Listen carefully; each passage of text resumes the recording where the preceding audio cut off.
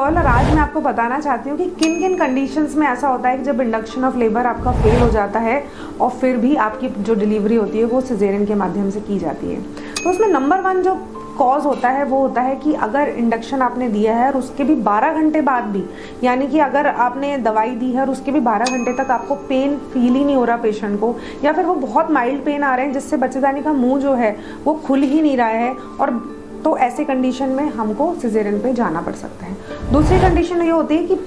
कि पेन तो आ रहे हैं पेशेंट को, बहुत अच्छी मात्रा में आ रहे हैं, लेकिन उसके साथ बच्चेदानी का मुंह ही नहीं खुला और बच्चे की जो धड़कन है वो नीचे जा रही है। तीसरी कंडीशन ये होता है कि अगर आपका पेन भी आ रहे हैं, बच्चे का सर भी नीचे आ गया है, लेकिन जो पानी की थैली है वो पूरी फूट गई है और उसमें आपको पता लगता है कि बच्चे ने पेट में लैट्रिन कर दी है, यानी कि मिकोनियम पास कर दिया है, तो ऐसे कंडीशन में हमको सिजेरियन पे जाना पड़ता है। चौथी कंडीशन ये होती है कि आपके बच्चेदानी का मुंह भी खुल गया है, बच्चे का सर भी नीचे आ गया है, लेकिन जब आपका एंड मूवमेंट होता है कि यानी कि बच्चा नीचे से निकलने के लिए जब आपका ट्राई करते हैं, तो कई बार ऐसा होता है कि जो बच्चे का सर होता है वो इतना ज़्यादा फूल चुका होता है या उसके अंदर इतना ज़्यादा सूजन आ गई होती है जिसकी वजह से वो पास ही नहीं हो पाता एक आपके लेवल से नीचे, तो ऐसी कंडीशन में हमको सिजेरियन पे जाना पड़ता है। चौथी कंडीशन ये होती है कि कई बार पेशेंट पेन ही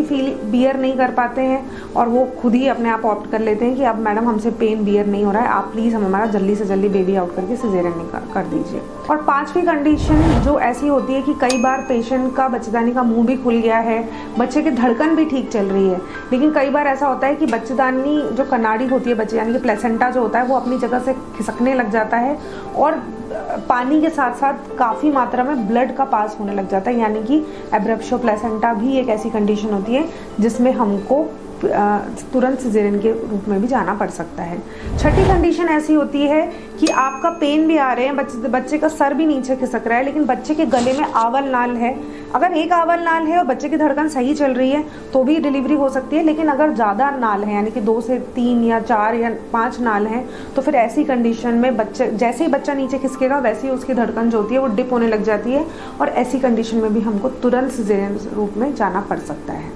तो ये सारी कंडीशन है, मैक्सिमम मैंने कवर कर दी है आपको बताने के लिए कि हमने इंडक्शन ऑफ लेबर कैसी कंडीशंस में हमको सिजेरियन के फॉर्म में जाना पड़ता है। अब मैं कुछ और बातें बताऊंगी आपको नेक्स्ट रील में इसी के बारे में। Thank you so much.